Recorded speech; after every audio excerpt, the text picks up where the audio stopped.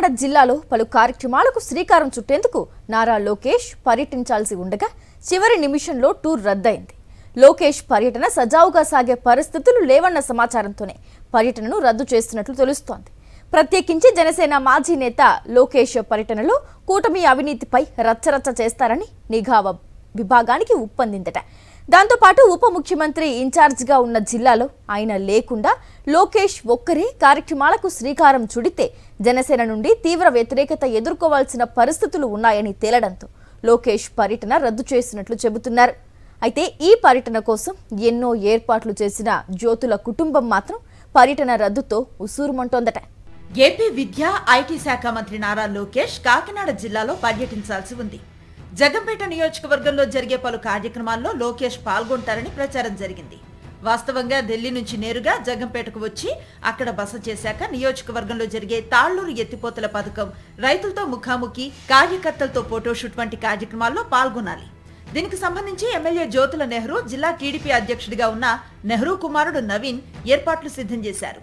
అయితే కొన్ని కారణాల వల్ల లోకేష్ పర్యటన రద్దయిందని చివరి నిమిషంలో ఎమ్మెల్యే జ్యోతులకు కబురందింది. దీంతో ఒక్కసారిగా డీలా పడిపోయారు తండ్రి కొడుకులు. ఎందుకంటే అనేక సార్లు లోకేష్ పర్యటన షెడ్యూల్ మారుస్తూ వచ్చారు. అయితే లోకేష్ పర్యటన రద్దు వెనుక మరో కారణం ఉందన్న ప్రచారం జగ్గంపేటలో జోరుగా సాగుతోంది. కూటమి అధికారంలోకి వచ్చిన ఈ 2 ఏళ్ల కాలంలో ఒక్క జగ్గంపేటలో 200 కోట్ల రూపాయల మేరకు అవినీతి జరిగిందని మాజీ జనసేన నేత, జగ్గంపేట ఇండిపెండెంట్ అభ్యర్థి పాటంశెట్టి సూర్యచంద్ర ఆరోపిస్తున్నారు. 2019లో జగ్గంపేట నుంచి జనసేన అభ్యర్థిగా పోటీ చేసిన సూర్యచంద్ర 2024 ఎన్నికలకు ముందు జ్యోతుల నెహ్రూ, ఆయన తనయుడు నవీన్తో వచ్చిన విభేదాలు, ఘర్షణల కారణంగా జనసేనకు గుడ్ బై చెప్పారు.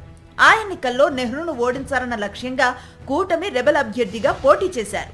ఇక అప్పటి నుంచి నియోజకవర్గంలో జరిగే మట్టి, ఇసుక దోపిడీల వెనుక ఎమ్మెల్యే నెహ్రూ, ఆయన తనయుడు నవీన్ ఉన్నారని పాటంశెట్టి ఆరోపిస్తూ వచ్చారు. ఈ నేపథ్యంలో లోకేష్ కు జగ్గంపేటలో జరిగే దోపిడీపై వినతి పత్రం ఇవ్వాలనుకున్నారు. ఇదే విషయాన్ని బూరుగుపూడిలో తన నివాసంలో ప్రెస్ మీట్ పెట్టి చెప్పాలని అనుకున్నారు. ఇంతలో జ్యోతుల నెహ్రూ అనుచరులు పాటంశెట్టి ఇంటికి వచ్చి రచ్చరచ్చ చేశారు. పాటంశెట్టి అనుచరులను నెట్టివేసి దాడికి దిగారు. అయితే ఈ వివాదంపై ఇంటెలిజెన్స్ రిపోర్టు ప్రభుత్వానికి వెళ్లిందని సమాచారం. ఈ వివాదంపై లోకేష్ పర్యటనలో రచ్చ జరిగే అవకాశం ఉందని చెప్పారట. ఇదే విషయాన్ని పాటంశెట్టి వర్గం జోరుగా ప్రచారం చేస్తోంది.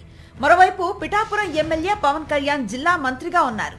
పవన్ కళ్యాణ్ లేకుండా లోకేష్ ఇరిగేషన్ ప్రాజెక్టును ప్రారంభిస్తే పవన్ తో పాటుగా జిల్లాలో జనసేన క్యాడర్ లో తీవ్ర వ్యతిరేకత వచ్చే అవకాశం ఉందని నిఘా వర్గాలు అంచనా వేశాయి.